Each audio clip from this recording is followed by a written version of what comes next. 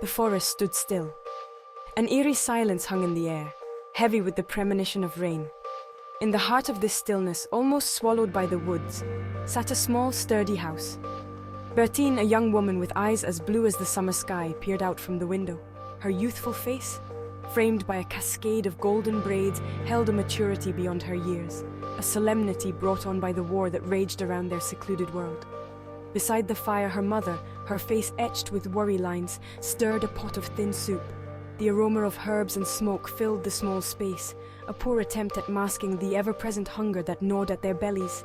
They were alone, the two of them, her father having left earlier that week to join the local militia, their small village nestled in the valley beyond the woods. Do you think he's safe, Mama? He is with good men, fighting for a just cause. We must trust in God and his strength. Berthine nodded, turning back to her vigil at the window. The forest held its breath, a living, breathing entity that both captivated and terrified her. It was then that she saw them. 6 figures emerged from the dense undergrowth, their uniforms a stark contrast to the muted greens and browns of the forest. Prussian soldiers. Berthine's breath hitched in her throat. Fear, cold and sharp, pierced through her. They were the enemy, their presence a threat. But as she watched them approach, their shoulders slumped with fatigue, their faces drawn and haggard. A different emotion stirred within her. They were young, these soldiers, barely older than she was. They moved with a weariness that spoke of long marches and dwindling rations. One of them, taller than the others, his face hidden by a thick beard, stumbled and would have fallen had his companion not steadied him. Hunger. They were hungry. Berthine's hand instinctively went to the small loaf of bread cooling on the table, her last scrap of food, carefully rationed to last the week. Her mother, sensing her daughter's conflict, placed a reassuring hand on her arm. Compassion, Berthine. Even our enemies deserve kindness. Berthine hesitated, torn between fear and her innate sense of compassion. The soldiers had stopped at the edge of the clearing, their eyes fixed on the house, their postures wary. The taller one, their leader, took a hesitant step forward.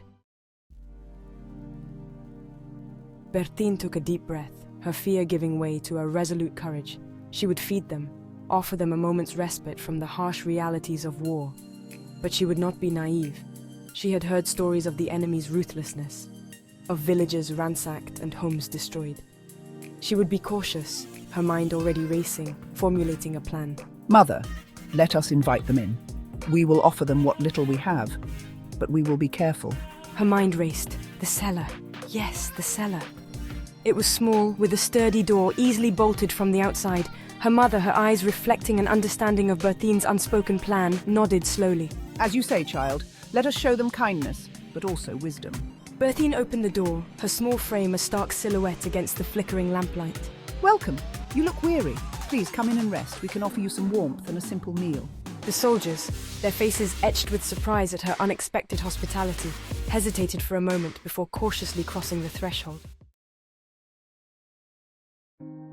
The soldiers ate ravenously, their initial suspicion giving way to a grateful silence as they devoured the meager fare.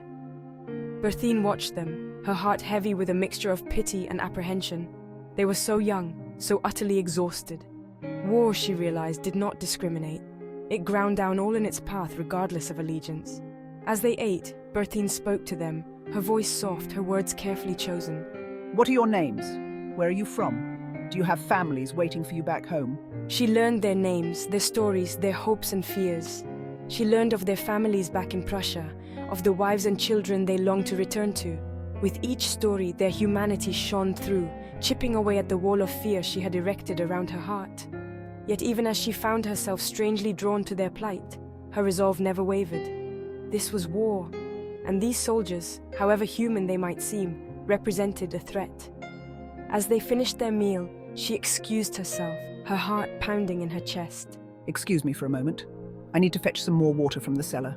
Her mother, her eyes filled with a mixture of anxiety and pride, met her gaze across the room. The plan, hatched in a moment of desperation, was about to unfold. The cellar door creaked open, releasing a musty smell of damp earth and forgotten things. Berthine moved swiftly, her bare feet barely making a sound on the packed earth floor. She reached the cellar door, her hands shaking as she fumbled with the heavy bolt. The voices of the soldiers, their laughter echoing up the stairs, spurred her on.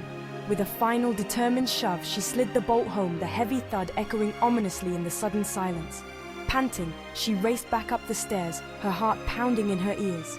She reached the top, slamming the door shut behind her, the sound echoing like a death knell in the now silent house. The soldiers, alerted by the sudden noise, were on their feet, their expressions shifting from amusement to confusion, then to alarm. What's going on? Open this door. Berthine stood her ground, her small frame barring the door. I'm sorry, but you are our prisoners now. Anger contorted the soldier's face. He lunged for the door, rattling the handle violently. But the old oak held firm. Berthine had trapped them. Now she just needed to get help. Mother, I need you to go. Go to the village, find Papa. Tell him we have prisoners.